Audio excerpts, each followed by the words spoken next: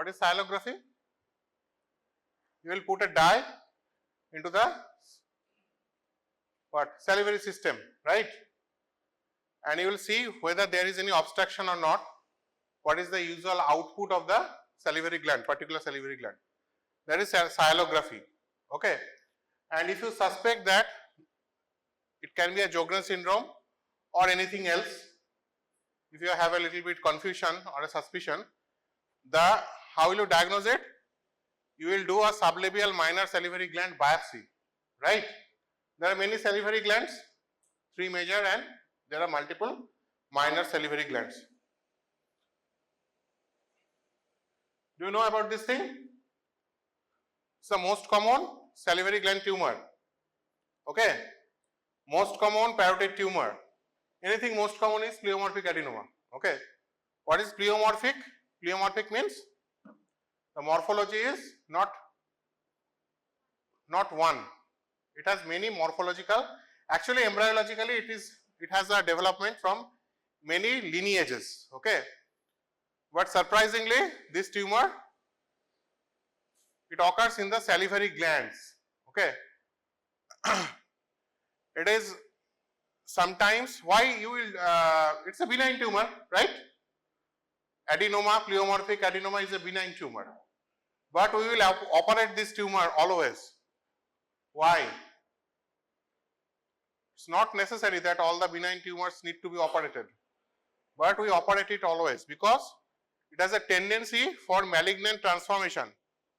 Okay, if you are asked in exam that what is X pleomorphic adenoma, pleomorphic carcinoma actually, X pleomorphic carcinoma. Okay, so we have given the name X pleomorphic carcinoma. And in histology, you will find myoepithelial elements, epithelial elements, and stromal elements all together. Okay, and the tumor has pseudopods. Okay, last lecture I have told that parotid gland is arbitrarily subdivided into 2 parts, superficial part and deep part, according to the facial nerve location, right? So anything above facial nerve is superficial, anything below facial nerve is deep parotid gland. Mostly this tumor occurs in superficial parotid gland, but it can occur also in the deep parotid gland as well. Okay, so if it is in deep parotid gland, during surgery, what is the expected complication? Which complication might happen if the tumor is in benign, in deep parotid lobe? Facial nerve injury, because it is below the facial nerve, right? Medial to facial nerve. So if it is below the facial nerve, then facial nerve injury can happen, right?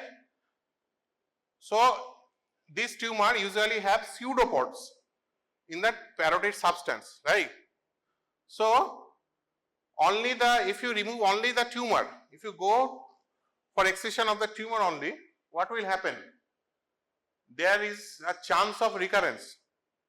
Okay, so for that reason we need to remove either the superficial lobe in toto altogether, or if the deep lobe is involved, we have to resect the whole parotid gland together, right? Otherwise it will have recurrence. Recurrence is extremely common and mostly because of incomplete surgery.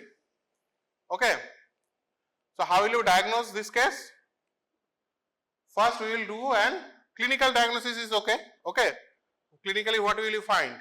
There is a tumor in your, just in front and below of your ear, in the parotid region, right?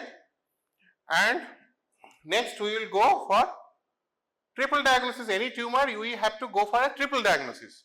One clinical, second is radiological, and third is cytological or histopathological, right? So what is the radiological investigation? First we will go for a ultrasonography of the tumor, right? Mostly ultrasonography gives excellent result.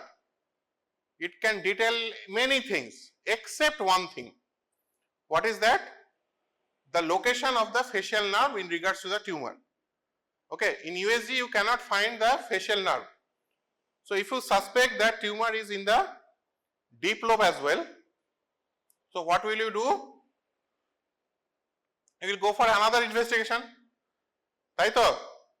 যেটা facial nerve কিরকম পজিশনে রয়েছে বলতে পারবে। What is that investigation? ইউএসজির বড় দাদা কি? নো, এক্স-রে এর বড় দাদা হচ্ছে সিটি স্ক্যান, ইউএসজির বড় দাদা is MRI. Okay, CT scan is for bony details, X-ray is for bone mostly, but it can give also the soft tissue details. But if you are interested in bone, then CT scan is the preferred investigation. But if you are interested in any nerve, any brain, soft tissue location, all these things, then MRI is the investigation of choice. Okay, so if you are having any suspicion that the tumor is abnormally located, it is in the deep lobe as well, then you have to go for a MRI scan as well. Okay, and facial nerve in parotid can have many anomalies. It is not fixed, neither it is fixed in branching nor it is fixed in the depth which you can appreciate the facial nerve. How will you get the facial nerve in parotid surgery? How will you identify it? There are many landmarks. Okay, one of the landmark is known as what? There are many landmarks. Okay, just remember. Okay, there are many landmarks by which you can, with the help of the posterior belly of digastric, with the help of the tragal cartilage, okay, we name it tragal pointer, with the help of the tympanomastoid sutures, many landmarks are there. যেভাবে you can diagnose, you can identify the facial nerve in parotid surgery. Another important tumor is Warthin's tumor. Okay, it's found mostly in smokers, in males, in middle-aged. 10% cases the Warthin's tumor can be bilateral. Okay, in Warthin's tumor most probably 100% association almost with the smoking. Okay, so do not smoke again. So there are many tumors, you just have to remember the name. Most common one is pleomorphic adenoma. It can be canalicular adenoma, papillary cyst adenoma, ductal cyst adenoma, ciliary adenoma, papilliferum. Okay, malignant, most common malignancy is mucoepidermoid cancer. Okay, there are adenoid cystic carcinoma, polymorphous low-grade adenocarcinoma, acinic cell adenocarcinoma, and adenocarcinoma not otherwise specified, and pleomorphic adenoma, X carcinoma, right? X pleomorphic adenoma carcinoma. So এতগুলো কথা বলার কেন? Why? Any salivary gland tumor, you have to be very cautious. Okay, do not neglect it. It's well managed with surgery. It can be completely cured if you present in correct time. Otherwise, it's extremely discomforting for the patient. Okay, so any swelling there, if you get any patient that having this swelling, just remember to investigate this patient further, right? What is the most common cause of parotid hyperplasia? Suppose a patient coming with both-sided parotid hyperplasia. What is the most common reason? দুদিকে parotid gland just ফুলেছে, হতে পারে? Without any tumor? হতে পারে? There are many drugs, many diseases, it can happen. But nowadays the most common cause is chronic alcoholism. Okay, so do not drink either. Harford syndrome, evioparotid syndrome, heard about this thing? Huh? Heard about it? Not. Comes generally in MCQ questions. Mostly the patients presents with parotid gland enlargement, uveitis, facial nerve palsy, and fever. Okay, so uveitis, evioparotid, fever, right? So three already you know.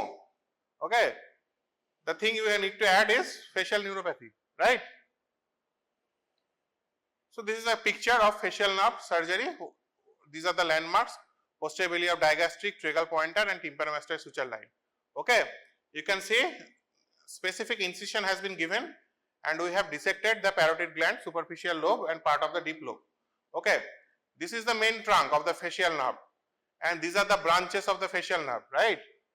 After the main trunk, you will get bifurcation of the facial nerve, and from the bifurcation you just get other branches. Whole together we call it pes anserina, right? Heard about this name? Any idea? Pes anserina means claw-like structure, okay, like a spider web, it spreads, okay.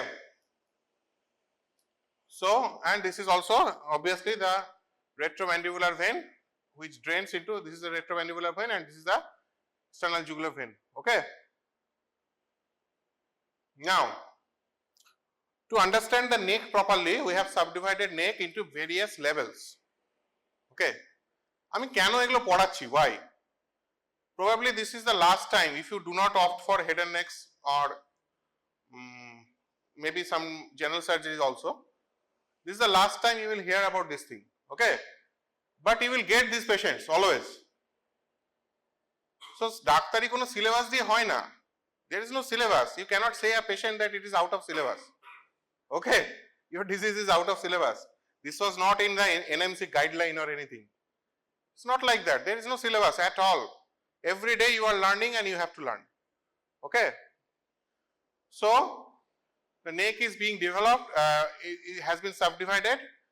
It's a famous research by Professor Hayes and Martin. So, you know, there are legendary people.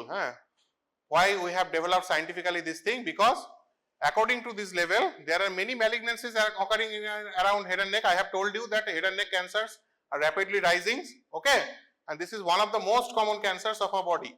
Suppose you have a cancer in your lip or your tongue or in your mandible, in your jaw, anywhere, in your parotid gland. There are specific groups of lymph nodes that will be involved. Specific groups are involved, okay. So, for the ease of diagnosis and ease of classification and for the better management guideline, we have developed this classification, okay. So that we can tell that, okay, thyroid cancer, we have to resect the level 6 lymph node, okay, like that. Okay, tongue cancer, we have to resect this level of lymph node, okay. So, resection of the lymph nodes is known as what? Neck dissection, okay. This is the one of the primary surgeries of any head and neck surgeon, okay. You have to know the head, neck. So, for the better understanding, I want to just highlight where are all these things. This is the level 1B, the submandibular area, okay, and level 1A is the submental area, okay. So, this is the anterior belly of digastric, this is the posterior belly of digastric, right. So, between anterior belly of digastric and posterior belly of digastric, which level? 1B, right. And anterior belly of digastric to midline, which level? 1A, the submental level, okay. Left is left sided, right is right sided, okay. And this muscle is known as, this is sternocleidomastoid, okay. And this muscle is one of the strap muscles, omohyoid, right. So, if you retract the sternocleidomastoid muscle, you will get what structure? There is a sheath, carotid sheath, right. If you retract the sternocleidomastoid, 3 important structures are hidden there. One is the most important vessel of our body is carotid artery, common carotid artery and its branches, right. Other thing, what is the most important artery I told, common carotid artery? What do you think? What is the most important organ of our body? There are many organs, right? Heart is important, lung is important, but probably everything is important. Probably the most complex and most important one is our brain, right? So, brain is getting supply from what? Carotid arteries, right? So, that's why it's one of the most important, if not the most important vessel, okay. Other vessel is there that is draining the brain as well. What is it? Jugular vein, internal jugular vein, right? And there is a very important nerve there in the carotid sheath. What is this? What are the structures of carotid sheath? The nerve is vagus nerve, right? So, 3 important structures are there in the carotid sheath: carotid artery, common carotid artery and its bifurcation, and the vagus nerve and the internal jugular vein, right? Just outside the carotid sheath, we have our sympathetic trunk. Okay? Okay.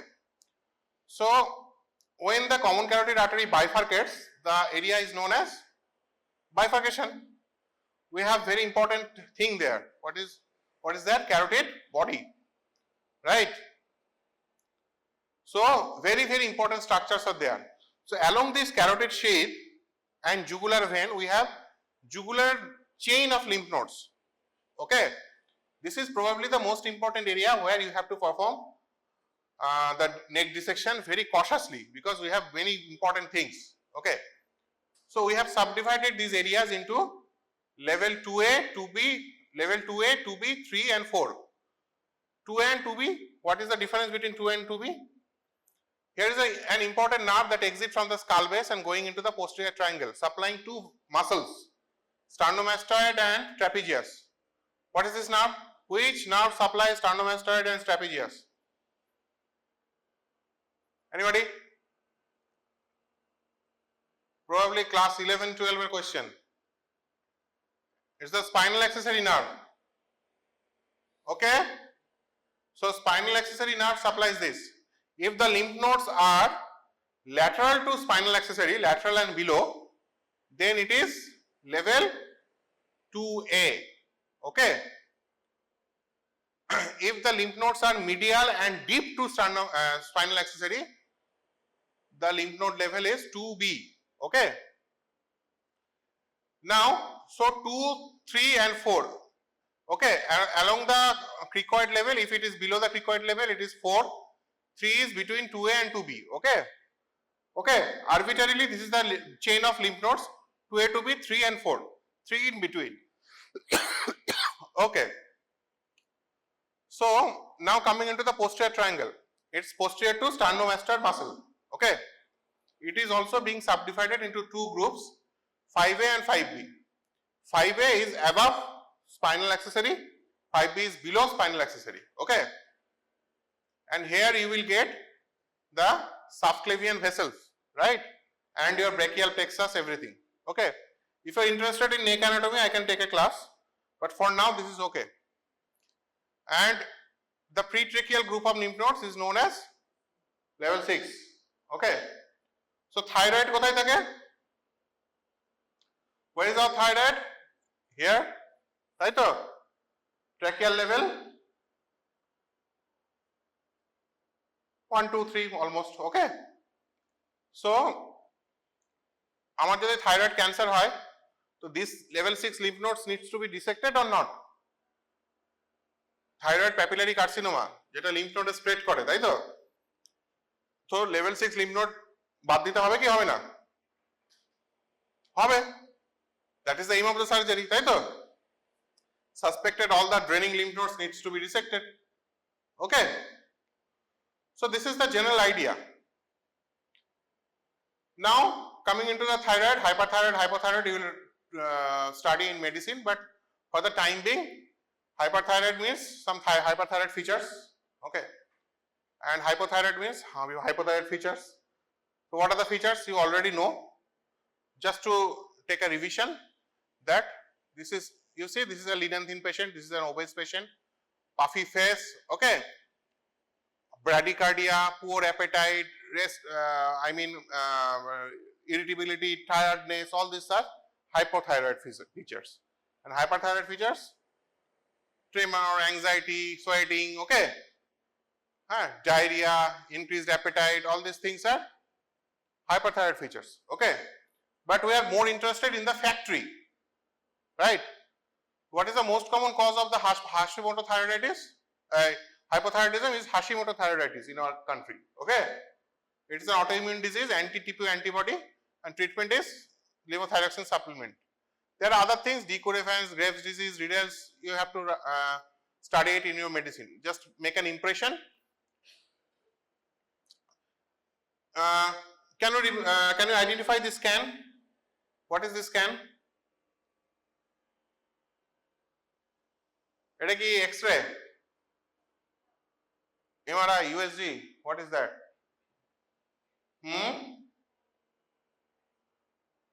Anybody? PET scan? No. It's radioiodine scan, right? It's radioiodine scan. So radioiodine scan is a very important part of identifying many thyroid related issues. Okay. So it is also nuclear medicine. So PET scan is little bit nearer, but it's not PET scan. Okay. So you have to give some radioiodine substance which will get uptaken in thyroid tissues. Wherever there is thyroid tissue, it will be uptaken. Okay. For ultrasound, we have developed two classification system. We call it Thyroid classification system. Okay. And for FNAC, we have developed Bethesda or Thigh classification. Remember the name only. Okay. Thyroid 6 means it is malignant. Okay. Thyroid 5 means strongly malignant. We just classify it to ease our management strategy protocol. So what are the features for malignant nodule? What are the features for ultrasound wise, FNAC wise? These are all postgraduate thing. Okay. We are interested in this thing, how to treat papillary adenocarcinoma. Okay. So thyroid has many carcinoma. Very common question in your MCQ as well. The most common is papillary carcinoma. It's most common, it's rapidly rising. Okay. Especially in young female. If you have any thyroid swelling, just go check it. It's the most commonly rising cancer in the world. Okay. Because of the radiation, right? And because of already some genetic changes happened in our society, in our community, and that is getting inherited in other generations, right? Okay. So it is the most common cancer, and if you get a thyroid cancer in children, 100% it is mostly 100% is papillary carcinoma. Okay. But papillary carcinomas are good. Why? These are well treatable with our surgery. Okay, if you remove the thyroid gland, you will get cured. High chance of cure. But if you neglect it, obviously you are Bhagavan Bharose. Okay. So differentiated thyroid carcinoma, it is a has good prognosis, and poor prognostic factors are if it is happening in older patient, male patient, already having lymph nodes, some distant metastasis, very large tumor, high grade tumor, locally invasion is there. Okay. Suppose thyroid invasion is there, staph muscle is involved. These are all poor prognostic factor. Okay. Next question is follicular adenocarcinoma. The famous question comes in MCQ is, does FNAC able to differentiate between follicular adenoma and follicular carcinoma? Answer is no. Okay. So you have to depend on your histopathology. So if you get a follicular neoplasm in your FNAC report, that means you have to remove the tumor and send for histobiology. Medullary carcinoma associated with Menn syndrome, you know, it's arising from the parafollicular cell. Other cancers arising from the follicular cell, it is arising from the parafollicular cell or C cell. And calcitonin is the prognostic marker. Okay. Other tumors we measure thyroglobulin, but here we measure the calcitonin. Okay. And a patient of hypothyroidism having a diagnosis of Hashimoto, there is always a risk of lymphoma. So large thyroid having a diagnosis of Hashimoto thyroiditis has to be checked regularly if anything lymphoma like thing is developing or not. Okay. If there is any development, any suspicion of development of lymphoma, we have to remove that tumor as early as possible. And the most difficult one is anaplastic thyroid carcinoma. It's extremely aggressive. Whatever you do, the patient will die. It's not responding to anything. No radiotherapy, no chemotherapy, no surgery, nothing. Okay. So anaplastic carcinoma is very dangerous. The best thing is to do nothing. Thyroidectomy, you know, thyroidectomy is, we'll cover it in operative if possible, but you have to know the complications of this surgery, okay, because the patients will come to emergency with some complications. The most common complication is injury to laryngeal nerve, recurrent laryngeal. So injury to recurrent laryngeal nerve, if one-sided, what will happen? Last class I told you, In last class I have told you already. One-sided recurrent laryngeal nerve, there will be husky voice, hoarseness, you call it husky, leaky voice, okay? Because one-sided vocal cord is not moving, okay? So this is by far the most common complication. If both-sided recurrent laryngeal nerve is getting paralyzed, what will happen? The patient will, just after the surgery, will develop stridor, okay? So you have to immediately do a tracheostomy in this patient, okay? Voice will be normal or not? What about the voice if you have both-sided recurrent laryngeal nerve? There will be voice, it's not that leaky because the vocal cords are not abducting. It's in the cadaveric paramedian position, right? So little bit air is going and that is causing the vibration and voice is mostly normal, okay? But the patient is having stridor, okay? So just after the surgery, if the patient is starting like sound, that means there is something wrong. And low calcium level is another complication because we have the parathyroid glands just beside the thyroid glands. If it is advertently injured or removed or blood supply is deranged, then you can have hypocalcemia. Okay, that is also an emergency. Hypocalcemia is an emergency, right? So you have to treat it. So other thing is excessive bleeding, infection, abnormal scarring, but these two you cannot afford to miss. Recurrent laryngeal nerve and calcium. Okay. So hypocalcemia feature, again you will read it in general medicine also as well. But there are many signs like Vostek sign, Trashu sign, carpopedal spasm, there will be muscle twitches, fatigue, tingling sensation around the mouth. Right? Patient যদি subacute hypocalcemia নিয়ে present করে, so first thing she will tell that আমার মুখের চারপাশ অবশ হয়ে যাচ্ছে, হাত পা ঝিনঝিন করছে. That is the alert. That is the time to get alert. Okay. So send the calcium. Recurrent or metastatic disease, you have to ablate that thing with radioiodine ablation. We call it radioiodine ablation. Suppose একটা জায়গায় tumor highly aggressive, margin is doubtful, okay? There are suspicion of it can be metastasized. We generally what we do?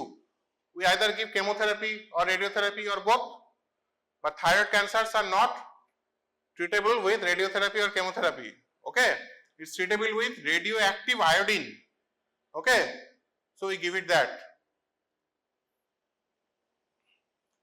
Main 2A 2B সবাই তো জানো নিশ্চয়, বলতে হবে। Main 1 is all P, pituitary, parathyroid, pancreatic tumor. Okay. Main 2A, parathyroid, medullary carcinoma, pheochromocytoma. Main 2B, neuromas, Marfanoid syndrome, medullary carcinoma, pheochromocytoma. Okay. So medullary carcinoma thyroid is associated with main 2A and 2B. Okay. Hyperparathyroidism, you know, primary, secondary, tertiary, very important. How will you diagnose? What do you mean by primary? Primary hyperparathyroidism. That means parathyroid gland itself is working what? Has increased activity, right? So if the parathyroid hormone is more secreting, then calcium will be more, right? Vitamin D will be more and phosphate will be less. Secondary, calcium is low and because of that parathormone is more, right? Secondarily activated. Vitamin D will be less, phosphate will be more or less. And tertiary is parathormone is extremely high, calcium is high, vitamin D is low and phosphate. You just read it in your medicine classes. Okay. So how will you manage the hypercalcemia status, parathyroidism? Obviously firstly with medication, but we will do a ultrasonography to see whether there is any parathyroid tumor or not. Parathyroid adenoma is there or not, right? So we will get a ultrasonography, we will get a technetium scan and CT MRI with contrast, okay?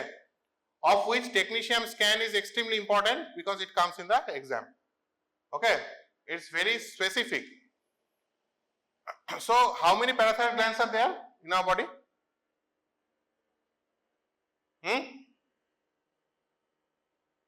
Superior parathyroid, inferior parathyroid. and both side. So 4, right? And superior parathyroid is developing from what? What is the embryology? Superior parathyroid is developing from 4th branchial pouch, right? But inferior parathyroid is developing 3rd branchial pouch, right? So inferior can have, as it descends much, okay, it descends more than the superior one. So inferior parathyroid can have anomalous locations in our body, for which sometimes it's getting difficult to identify where is the inferior parathyroid gland. That's why we take the help of the SESTA-BB scan, okay, or the technetium scan. Now, this is another thing. It will take a day if I start it describing. See, there are some potential space in our head and neck region from which infection can spread anywhere, okay, to our chest, mediastinum, everywhere. So something is called dangerous space, okay, dangerous space of our neck, okay. So you need to remember these spaces, okay, what is retropharyngeal space, what is alar space, what is danger space, everything. It will be taught in your anatomy class in larynx. So to tell that head and neck, deep neck space infections, you have to correctly and timely diagnose it and you have to treat it. Okay, there can be many sources of infection in our neck, head and neck, which can be dangerous to our, it can even lead to death if it spreads in the dangerous spaces, I mean deep neck spaces. What are the potential space, region where from the infection can go many in head and neck, deep neck space? One of the important one is our teeth, right? Teeth, gum, oral cavity, tonsil, our nose, everywhere. If the infection is there, it can spread easily. Okay, the most common one is tonsillitis. Other one is pharyngitis, odontogenic infection, salivary gland, everything. Even a fish bone, suppose a diabetic patient having a fish bone infection in tonsil, it can spread to many other areas, okay. What is the complication of deep neck space infection? First of all is sepsis, septic shock, okay. It can go to our chest, mediastinitis, it can compress our trachea, it can compress our vessels, it can compress our food pipe, esophagus. So in many possible complications, okay. And what is Grisel syndrome? It's inflammatory torticollis, okay. Suppose a patient coming to you with a deep neck space infection, okay, and having this torticollis, we call it Grisel syndrome, okay. This is another form of infection, Liebowitz angina. It is a submental and submandibular space infection, okay. Mostly the most common cause is dental infection, okay. It can compress our airway. Jodi ekta Liebowitz angina patient ashe and compressing your airway, having respiratory distress, what will you do? First thing, any emergency situation, what is the first thing you will do? You will assess the airway, right? Is it possible to intubate the patient or not? Sometimes possible, sometimes not, okay. So in many cases we need to perform the tracheostomy, okay, so that airway gets maintained. After that we will do other things, okay. We will IV fluid, we will put IV fluid, Riles tube, appropriate antibiotics, hospitalization, you will drain it if needed, okay. You will drain the abscess, all these things. This is a lymphangioma, very common in head and neck region, especially in children if coming with a swelling, mostly sometimes pulsatile, okay, with some discoloration around the skin, okay. It's possible that it's a lymphangioma. It can be simple, it can be cavernous, it can be cystic hygroma as well, okay. And lymphangioma has no definite border, so surgical excision is sometimes very tricky. For that reason, sometimes we give preoperatively some sclerosing agents, okay, so that the tumor, the lymphangioma is reduced in size, and afterwards we surgically excise it. What is ranula? It is the minor salivary gland and sublingual gland. If the ducts is getting obstructed, there is a cystic swelling there, okay. How do you treat it? Excision. If the ranula comes comes into the neck as well, okay? Okay, so if the floor of mouth muscles, it's pushed and it comes into the neck as well, we call it plunging ranula, okay? So you have to treat it accordingly, because it's a location is difficult sometimes. During the surgery, the ranula, it bursts, okay? For that reason, we generally marsupialize this. We do not excise it totally, we just marsupialize it, okay? And because of that, recurrence is extremely common. What is branchial cyst? If there is any remnant of branchial cleft or branchial arch in our body, it can have some cystic degeneration, right? We call it branchial cyst. And if there is one opening outside, no opening inside, we call it branchial sinus, right? And if there are two openings, then we call it fistula. So fistula, sinus, cyst, these are different. অনেকবার বলা হয়েছে, I think you all know it. So cervical sinus of his, from second branchial arch, if there is a defect, the branchial cyst develops, okay? Most commonly second branchial cleft.